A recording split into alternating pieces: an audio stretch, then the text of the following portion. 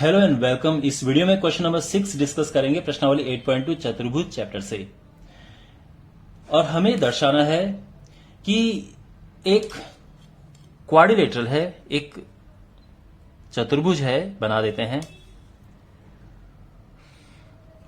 ये कैसा भी हो सकता है, ठीक है। ऐसा नहीं कि ये कोई समांतर चतुर्भुज या समलंब, ऐसा कुछ नहीं है।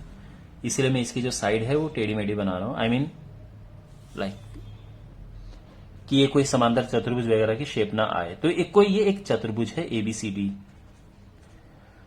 अच्छा, इसका मध्य बिंदु ये है, इसका मध्य बिंदु ये, तो नाम दे देते हैं PQRS।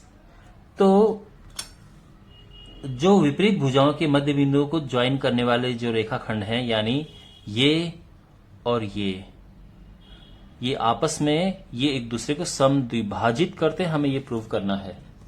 तो हमें सिद्ध करना है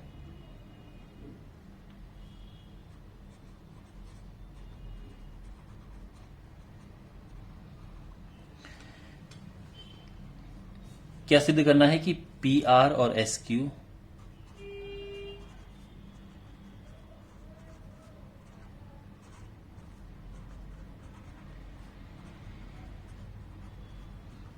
एक दूसरे को समद्विभाजित करते हैं।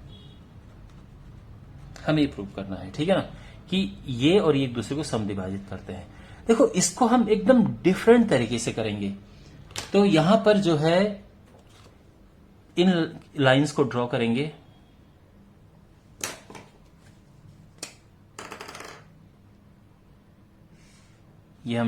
हम इनको ज्वाइन करेंगे।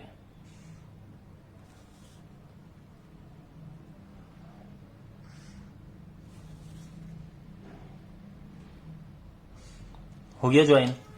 अगर हम ये सिद्ध कर पाए कि PQRS एक समांतर चतुर्भुज है, तो क्योंकि समांतर चतुर्भुज के विकर्ण एक दूसरे को समद्विभाजित करते हैं, तो हमारा आंसर आ जाएगा। तो कहने का मतलब ये है, हमने क्या प्रूव करना है, अर्थात दूसरे शब्दों में अगर हम कहें कि PQRS एक समांतर चतुर्भुज है, तो हमने यह सिद्ध करना है कि PQRS एक समांतर चतुर्भुज है। और अगर हम ये कर पाए, तो फिर क्योंकि समांतर चतुर्भुज के विकर्ण एक दूसरे को समद्विभाजित करते हैं, तो अपने आप ही आंसर आ जाएगा। अगली लाइन में हम बिल्कुल ये लिख देंगे। तो पहला मकसद ये है कि हमने इसे समांतर चतुर्भुज प्रूव करना है। अब कैसे करें देखो। तो इसके लिए एक लाइन ड्रॉ करते हैं AC। और ये हम इस वीडियो में बहुत सारे क्वेश्चंस कर चुके हैं, तो हमारे लिए कोई मुश्किल नहीं होना चाहिए। अब देखो, चांस की बात है कि लगभग बीच से होके जा रहे हैं, लेकिन ऐसा कुछ नहीं है, ठीक है। ये कहीं से भी जा सकता है। तो अगर आपकी लाइन कहीं इधर उधर से जाए तो माइंड मत करना, कहीं से भी जा सकती है। अच्छा, अब देखो, अगर हम बात करें त्रिभुज ABC में, ध्यान रखिए, हम PQRS को समांतर चतुर्भुज प्रूव करने वाले हैं, ठीक है। तो त्रिभुज ABC की अगर बात करें, तो P और Q AB और BC के मध्य बिंदु हैं।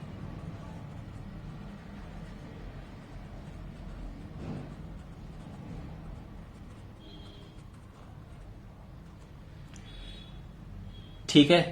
तो इससे क्या होगा, मध्य बिंदु होने से क्या होगा कि PQ और AC आपस में होंगे समांतर, और साथ में PQ होगा AC का हाफ। और ये कौन सी प्रमेय है, ये है मध्य बिंदु प्रमेय, मिड पॉइंट थ्योरम।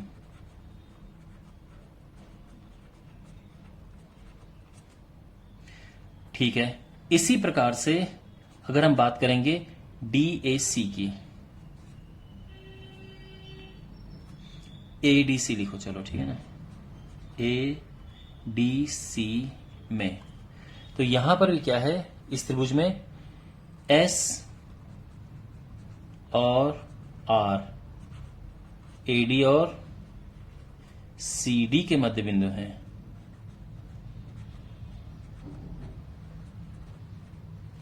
तो ये और ये इसके और इसके मध्य बिंदु हैं। तो इससे क्या मिलेगा हमें, अगेन जो एस आर है ये पैरेलल होगा AC के और साथ में SR बराबर हाफ AC और अगेन सेम रीजन, मध्य बिंदु प्रमेय। तो अगर हम नोटिस करें, ये समीकरण नंबर 1 ले लो और ये 2 ले लो। PQ और AC आपस में समांतर है और SR और AC भी समांतर हैं। तो 1 और 2 से क्या मिलेगा हमें कि PQ और SR समांतर हैं, साथ में ये भी हाफ AC है और ये भी हाफ AC है, तो PQ बराबर SR आ जाएगा। तो अगर विपरीत भुजाओं के युग्म समांतर और बराबर होते हैं तो वो एक समांतर चतुर्भुज होता है, इसलिए PQRS एक समांतर चतुर्भुज है, पैरेललोग्राम है।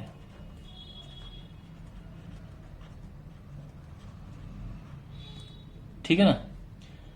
और ये क्यों है? क्योंकि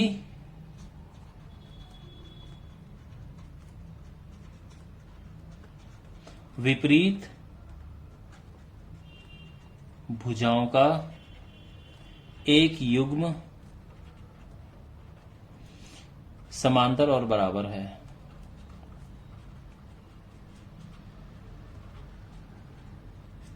इतना क्लियर आ गया।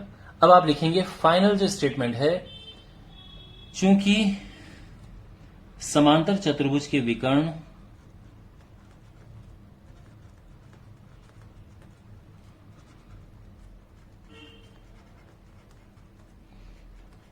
एक दूसरे को समद्विभाजित करते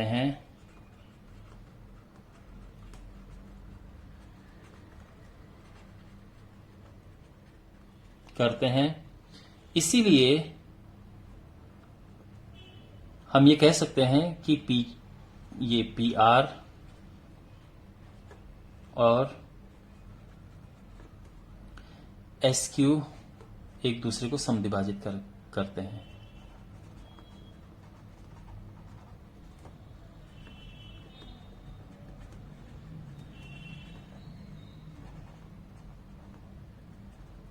ठीक है ना, हेंस प्रूव्ड।